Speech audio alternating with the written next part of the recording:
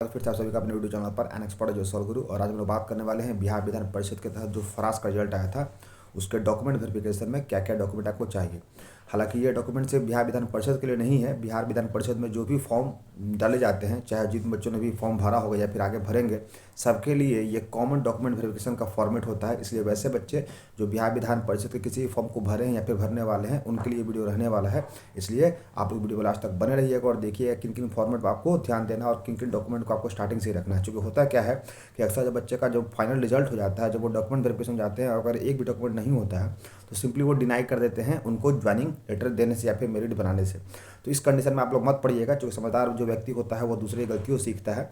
और मैं आपसे यही कहूँगा कि डॉक्यूमेंट वेरिफिकेशन एक ऐसा मतलब स्टेज होता है जिसमें 90% बच्चे जो होते हैं वो अपने इफर्ट देने के बावजूद भी बाहर हो जाते हैं। इसलिए आप लोग थोड़ा समझदार बनिए, दूसरे गलतियों सीखिए और डॉक्यूमेंट वेरिफिकेशन में क्या क्या डॉक्यूमेंट आपको स्टार्टिंग से चाहिए उन चीज़ों को देखिए। ठीक है दोस्तों, ताकि आपको आगे जाकर जब आपका मेरिट बनेगा तो आपके पास ये तमाम डॉक्यूमेंट होंगे तो आप निश्चिंत रहोगे। ऐसा नहीं कि फिर आपको लास्ट में भागना पड़ेगा कि कहाँ से डॉक्यूमेंट वेरिफिकेशन का हम डॉक्यूमेंट लेकर आएँ और हम व्याकुल ना हो। बिल्कुल आराम से आप लोग इस चीज़ को अपने मन में रखिएगा। ठीक है दोस्तों, चलिए तो वीडियो शुरू करने से पहले जो नए व्यूअर्स चैनल को देख रहे हैं बताना चाहता हूँ कि इस चैनल पर आपको बिहार के सभी एग्जाम के बारे में लेटेस्ट नोटिफिकेशन बताया जाता है तथा उसके एग्जाम का एनालिसिस किया जाता है और उसका एक्सपेक्टेड कट ऑफ बताया जाता है, जो कि 99.9% सही होता है। जो पुराने व्यूअर्स उनको पता होना चाहिए, उनको तो पता है ही कि इस चैनल पर जो भी चीज़ें बोली जाती है वो सबसे पहले बोली जाती हैं और उसका सबसे पहले इफेक्ट आपको देखने को भी मिलता है और बिल्कुल 100% सही होती है।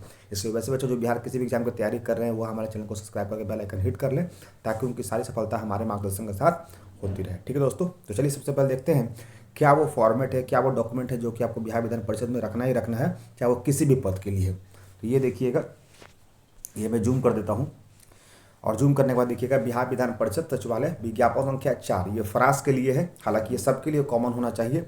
फराज का जो डॉक्यूमेंट वेरिफिकेशन है वो इसी 30 जनवरी को होने वाला है 10 बजे से, जो कि जो नया भवन है बिहार विधान परिषद का वहाँ पर। ठीक है, ये उन बच्चों के लिए जिनका रिजल्ट आ चुका है। टोटल 8 रिजल्ट आया था, इसमें से 3 हमारे स्टूडेंट थे जो कि इसी साल हमारे साथ जुड़े थे और मैं उनको गाइड भी किया था।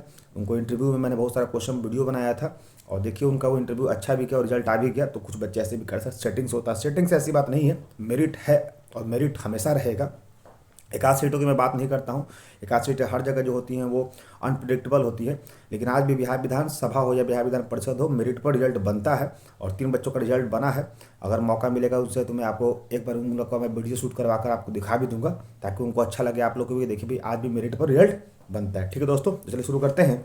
कौन से वो 7 डॉक्यूमेंट देखिए। तो पहला डॉक्यूमेंट क्या है, आवेदन जो आपने ऑनलाइन भरा होगा उसको डाउनलोड प्रति, यानी जो आप शुरुआत से कोई भी फॉर्म भरिएगा बिहार विधानसभा का या बिहार विधान परिषद का, उसका जो एप्लीकेशन होगा उसको या तो अपने आप मेल में रख लीजिएगा या तो अपने ड्राइव में रख लीजिएगा, ताकि जब भी आपको डॉक्यूमेंट वेरिफिकेशन आए तो आप उसका प्रिंट आउट निकाल सकते हैं। क्लियर है, पॉइंट नंबर 1।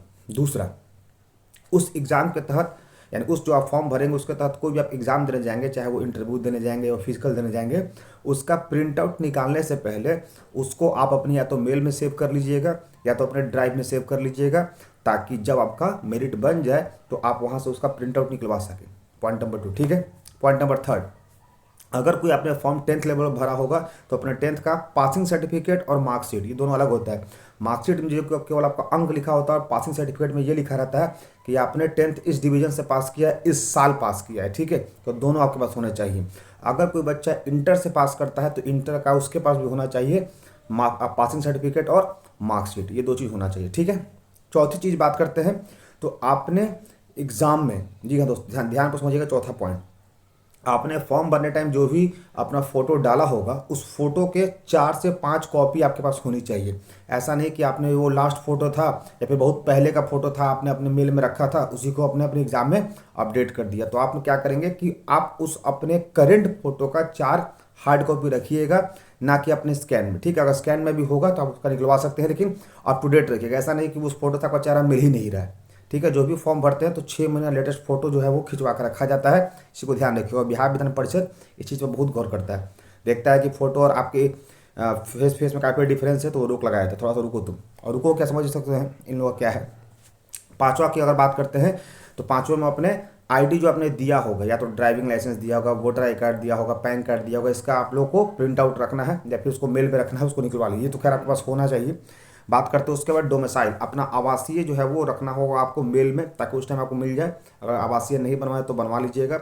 उसके बाद ईडब्ल्यूएस का सर्टिफिकेट, जी हाँ दोस्तों, ईडब्ल्यूएस सर्टिफिकेट कह लीजिए, एनसीएल कह लीजिए, जब आप किसी फॉर्म को अप्लाई करते हैं उस टाइम आपके पास ईडब्ल्यूएस का सर्टिफिकेट होना चाहिए। ऐसा नहीं कि फॉर्म, जैसे मान लीजिए अभी जनवरी है तो हम जनवरी में फॉर्म भर रहे हैं और ईडब्ल्यूएस बनवाए हैं हम लोग फरवरी से, तो वो मान्य नहीं होगा, आप सिर्फ जनरल काउंट होंगे। एक बच्चे कहा था कि जब फॉर्म भरते तो हमारे पास एनसीएल नहीं था, अब बना लिए हैं, क्या हम एनसीएल में काउंट होंगे? तो नहीं, आप जनरल में काउंट होगा। अगर जनरल में सीटें होंगी तो, अगर नहीं होगी तो आपको रिजल्ट से बाहर कर दिया जाएगा।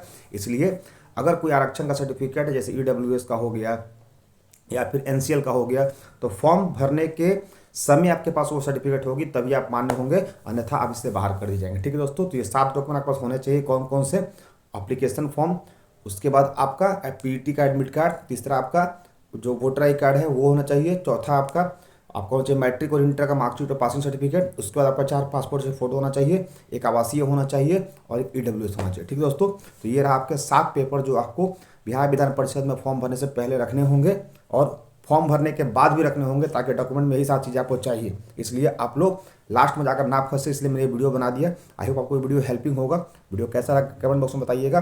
साथ ही साथ अपने वीडियो इन दोस्तों को भी शेयर कर दीजिएगा जो भविष्य में बिहार विधान परिषद किसी फॉर्म को भरने वाले हैं, ताकि लास्ट में उनका डॉक्यूमेंट वेरिफिकेशन दिक्कत ना हो। ठीक है दोस्तों, सो जय हिंद, जय Bharat, bye bye, take care, that's all, thank you.